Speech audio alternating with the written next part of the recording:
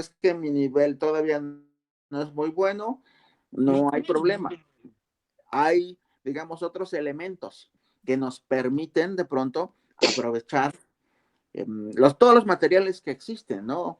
¿Saben quiénes son muy, muy didácticos para la enseñanza del inglés? Los británicos. Más que los estadounidenses, los británicos. Porque, bueno, en mi caso yo tengo maestros para el inglés. Tuve una neozelandesa, tuve un inglés, tuve estadounidenses, tuve pues también mexicanos, etcétera, etcétera. Pero de todos los que de pronto yo analicé, de todos los que tuve, dije, no, el que se lleva las palmas es el británico, porque son muy enfáticos, sobre todo en las cuestiones gramaticales, en el uso de algunos verbos que a lo mejor van más allá. ¿Se acuerdan que ya les he hablado de los phrasal verbs? Los verbos compuestos. Los verbos compuestos son de uso muy común entre los británicos, más que entre los gringos. Todos los gringos sí los utilizan, pero bueno, ellos son más detallistas en ese sentido.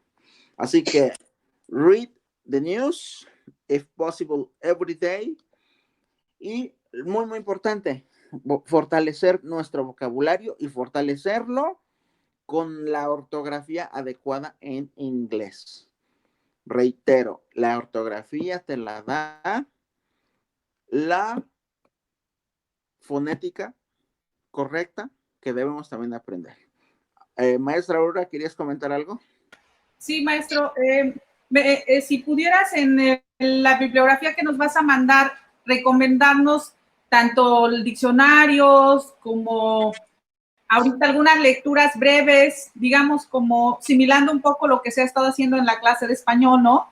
Lecturas cortas para ir practicando y no al ver un libro tan grande en inglés nos dé el pánico, ¿no? Sino cuentitos o cosas pequeñas que pudiéramos empezar a leer y que en la siguiente clase las podamos comentar como práctica, tal vez, ¿se podría? Sí, claro, con mucho gusto. Ok, gracias, maestro. Por supuesto, porque de acuerdo con la temática que tenemos de nuestra carta descriptiva, pues sí, un poquito amplia. Bueno, yo creo que lo que tiene que ser para llegar al objetivo final, ¿no? Que es presentar un texto muy bien elaborado para aprobar un examen. Pero además, escribir un texto, escribir un ensayo, miren, yo siéndoles muy, muy franco, no es una cosa del otro mundo, pero sí también les quiero decir que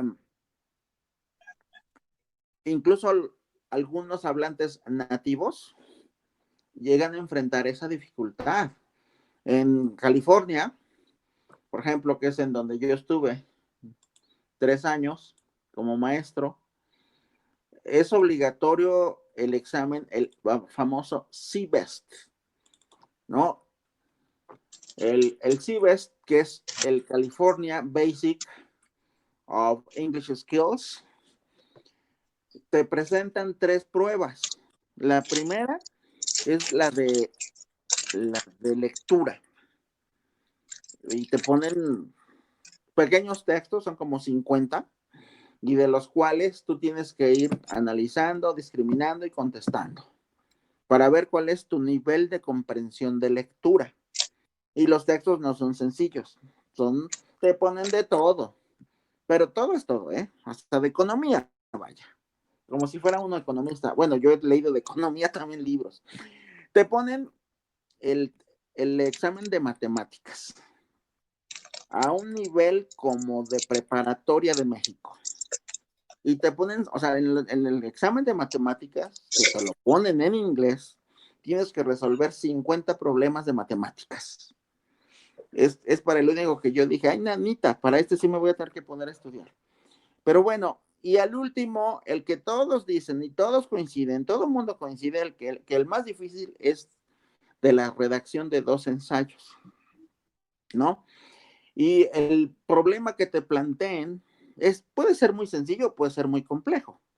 Te ponen una preguntita y sobre esa preguntita de 2 líneas te dicen, haz el análisis de este tema y el planteamiento en un ensayo. Y al estilo gringo, los ensayos son de no más de 2 hojas. 2 hojas nada más. No puedes mandarte escribiendo un medio libro, porque además ni te da tiempo. Tú tienes en ese caso que llevar una estrategia, tu estrategia para poder escribir concreto, conciso, claro, directo y con argumento. Como yo les decía a los maestros cuando me preguntaban, porque resulta que varios maestros del primer paquete que íbamos, éramos 9 en ese año, y varios maestros que llegaban antes, decían lo mismo, el más difícil es este, y es el que siempre les costaba, a todo el mundo le costaba mucho trabajo. Lo presentaban cada 2 meses, o más bien lo presentábamos cada 2 meses, 4 horas para las 4 secciones. ¿Qué teníamos que hacer? Estudiar. A ver, aquí están sus Biblias, nos entregaban como 3, así, librotes para estudiar. Perfectamente, y entonces dependiendo de dónde te sentías vulnerable, tenías que aplicarte. Pues resulta que después de que pasábamos la prueba y todo, comentando, oye, ¿y cómo te fue? Y esto y lo otro, no, pues es que el más difícil es el ensayo, que no sé qué, bla, bla, bla, bla. Y tú no te das cuenta de los logros que consigues hasta que ya tienes el resultado en la mano. Digo, de pronto, mis ventajas son de otra naturaleza.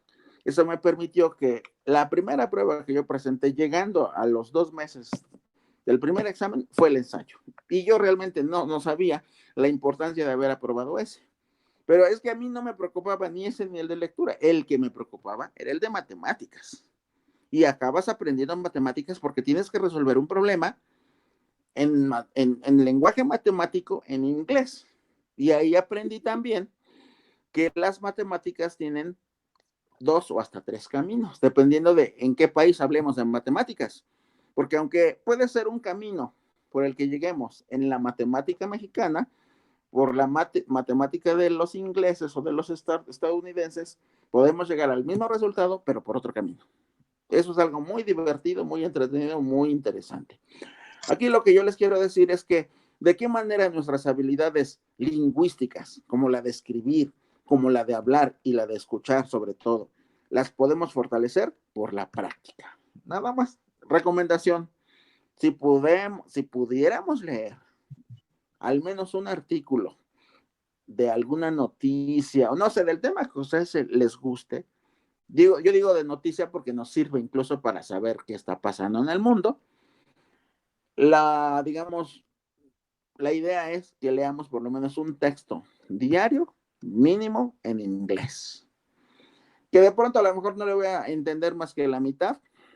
Bueno, y si soy curioso, pues me voy al diccionario. Ahí les voy a mandar en el mismo material que les estoy compartiendo, la liga a los diccionarios que son más adecuados para que los podamos incluso consultar en línea.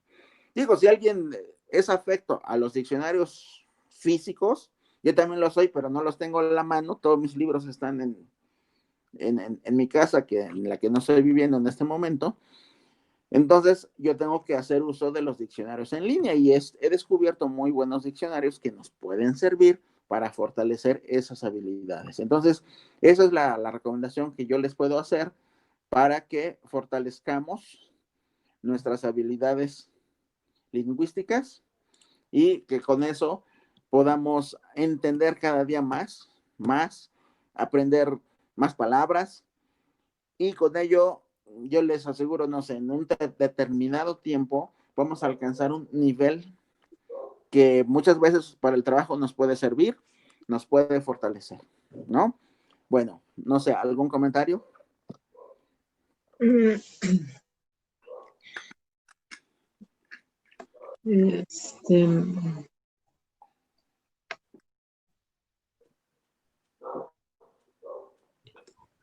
Adelante, Carmen. Maestra Carmen. Adelante. Sí, mira, ahorita lo que estabas mencionando, fíjate que por la mañana entré a un festival internacional de poesía y entonces habían poetas de Irlanda, canadienses, de Ucrania, varios, y pues muy destacados, leían su poesía, pero pues yo, en la traducción que hacían, hay muchas cosas que no les entendía, no les encontraba sentido. Y es en cuanto a lo que mencionabas hace un rato, ¿no? Que no puedes escribir en inglés pensando en español, ¿no? Yo creo que por ahí va, porque se me hacían, digo, para estar exponiendo internacionalmente, se me hacían deshiladas sus ideas. Ujú. O sea que Entonces, las decían en inglés y había traductor, un intérprete en español, así es. ¿ok? Así es, así es. Y te digo, no le encontraba ¿no? el sentido. Tal vez por las cosas que está manifestando eran otra cultura, o porque en sí la poesía es muy difícil en inglés, ¿no? Si lo matemático me lo imagino, que ahorita comentabas, qué complicado de ser, pues también en poesía, ¿no? Sí, voy a comentar algo al respecto.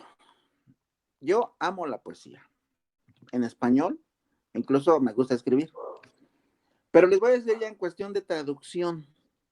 En cuestión de traducción, ese ya es otro mundo. Incluso hay quien dice, traductor, traidor. Si traducir un texto en inglés, del inglés al español, yo teniendo aquí el texto en mi mano enfrente y voy con toda calma escribiendo, acomodando y todo lo demás, puedo lograr una buena traducción.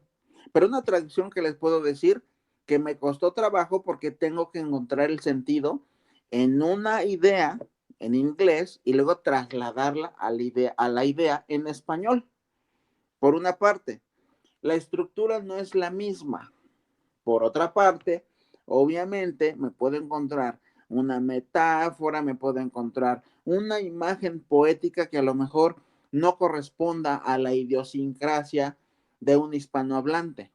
Entonces, es muy difícil de todo lo que podamos hablar, exponer. Yo creo que ni siquiera la filosofía encuentra la dificultad que puede enfrentar un traductor de poesía, que además, de preferencia, tiene que ser un traductor que sea poeta, porque no puede cualquier traductor ponerse a traducir un poema del inglés al español, so pena de que pueda traicionar a su propio español o al inglés. Entonces, aparte de que la regla de oro de la traducción es que el traductor, el que va a traducir a una lengua meta, la lengua meta sea su idioma materno.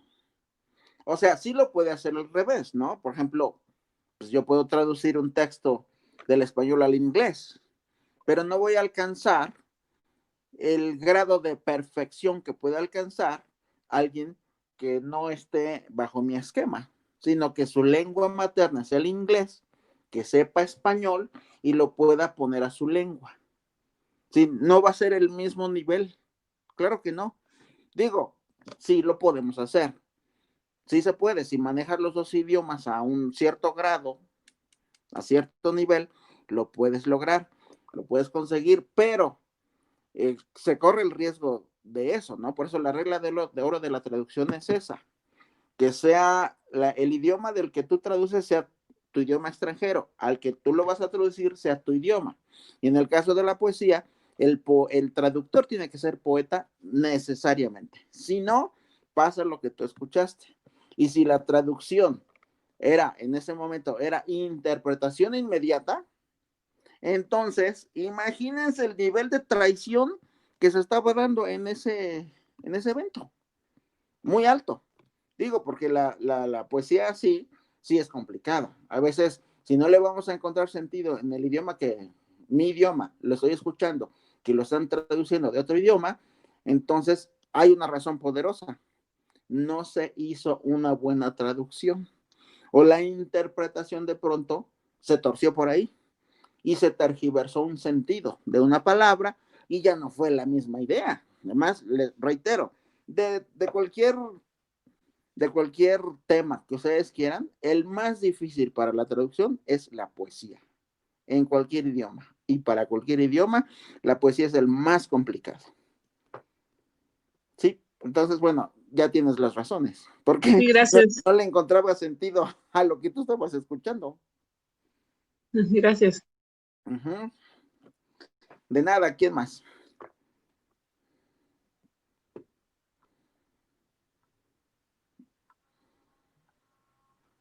Y hay una cosa muy importante, ¿eh? En cuestión de traducciones de grandes obras, de grandes poetas que escribieron originalmente en inglés, porque su lengua es el inglés, a la hora de encontrarlos en nuestro propio idioma, yo creo que no es la misma sensación, ¿eh? Yo les digo, he leído El Quijote, escrito en lengua española, lengua materna del autor, y es una cosa hermosa, lo disfrutas plenamente. Pero, por ejemplo, he leído a Shakespeare, y no lo he leído en inglés, a Shakespeare lo he leído en español. Pero yo creo, digo, y tengo las obras completas de Shakespeare en inglés, yo creo que no va a ser el mismo deleite, porque no es el mismo proceso de creación. Tu idioma siempre te va a dar, digamos, la maestría que necesitas. Si eres escritor, entonces necesitas escribir en tu idioma materno. Si consigues escribirlo en un idioma meta, no vas a alcanzar el mismo grado. Y si es una traducción, puede ser una muy buena traducción. Pero yo me imagino, y en todo momento seguirá siendo mi impresión, que por ejemplo las obras de Shakespeare se disfrutan más en inglés que en español. Por muchas cuestiones, incluyendo las cuestiones idiosincráticas. ¿Alguien más?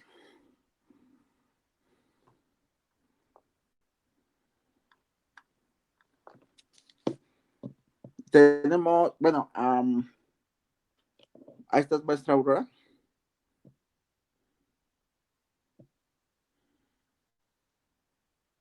Aquí estoy. ¿Cuál es la dinámica de esta plataforma? No, esta no tiene tiempo, o sea, nos podemos ir de corrido, o si quieren tomar un break de unos minutos, adelante, nada más levanten la manita y lo que opinen, ¿nos vamos de corrido o si quieren un break de 5 minutos, adelante, como quieran? Levanten la manita.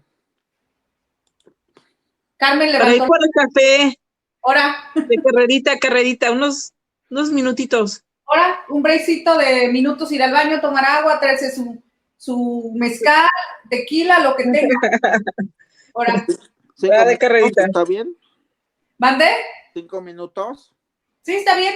Aquí no se corta. Está grabando de esto. Ok.